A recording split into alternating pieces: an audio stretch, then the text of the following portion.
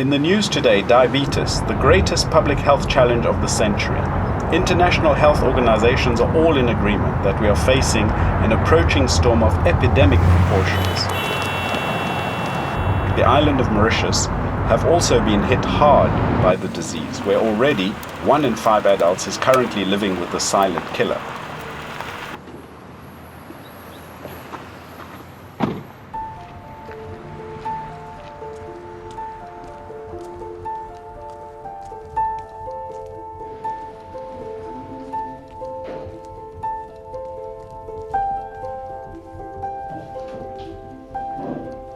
You're more likely to be right thinking that someone has diabetes than not having diabetes. And you can do symptomatic screenings, and you're always picking up new patients who have no idea they have diabetes with really high sugars, so minimal symptoms. It is an urgency because while we know that there is a lot of the incidence of diabetes is increasing, there is a lot of people at the moment who have diabetes who don't know they have it.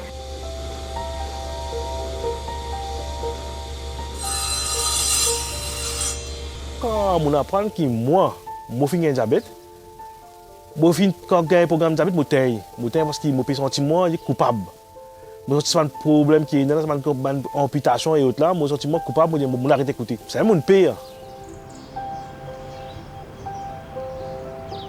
I took it not very seriously, okay? But after 10 years, when the first signs of deterioration of the condition actually became more present. I was traveling, I was in India and at the beginning of a foot ulcer, and then, it really tinkled the bell.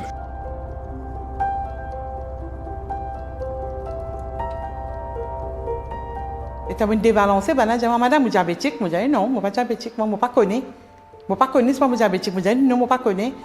C'est-à-dire que je ne suis pas une père parce que mon maman, si tu es déjà diabétique, mon maman a 35 ans, tu as diabète.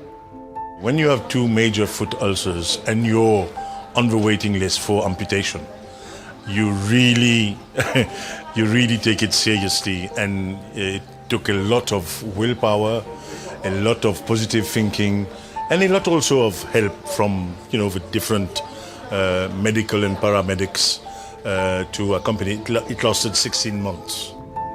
You can't decide to have a day off with diabetes. You don't get a break from it. It's there all the time. There is another level of thinking of, am I going to run too high? Am I going to run too low?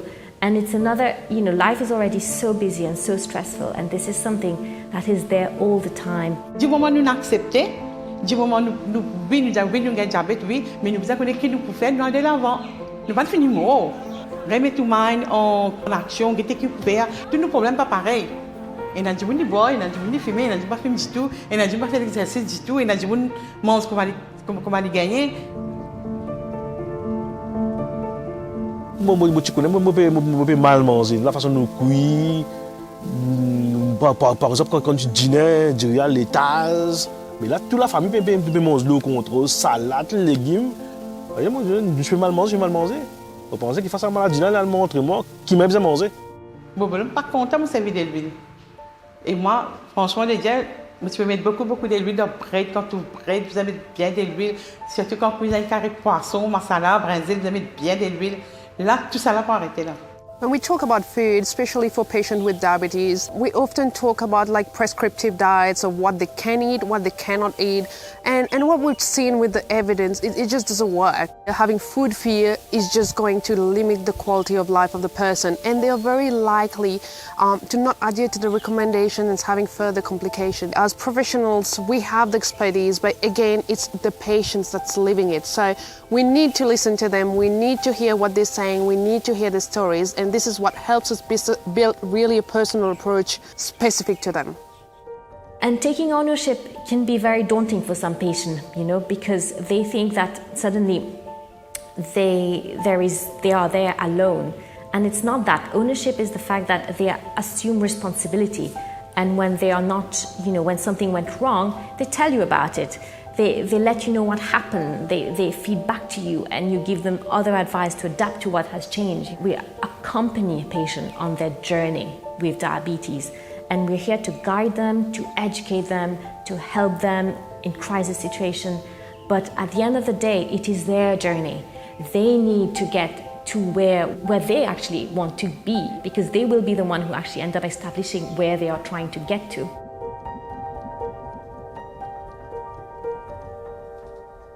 Diabète, c'est mon responsabilité. Parce que si moi, je gagne, et ma pas responsabilité, et moi, on peut aide-moi, comment je vais sortir, comment je vais aller de l'avant avec ce diabète, comment je vais vivre avec le diabète, qui je vais faire. The sense of achievement after 16 months in this wheelchair and all these dressings, you have to relearn to walk and to feel your muscles. And I think my great sense of achievement was definitely when I walked through an 18-hole golf for the first time, and it took so much time. It was so difficult, and at one moment I said, I'll never be able to do it, but I managed. The game of golf is something very interesting for diabetic, because you choose the club, you evaluate the distance and the weather conditions. You have your backswing and you actually place the ball. It is your doing. Same thing. The management of your diabetes is our doing. Is our doing up to 90-95%. And it's a very humbling process, like the game of golf. You actually realize that you are also responsible for yourself. And you can't rely on medication, doctors, to do the right thing if you yourself are not doing the right thing. And if we want to be in good shape and enjoy the company of your children and your loved ones, it has to be you. It can't be the miracle. You are the master of your own miracle.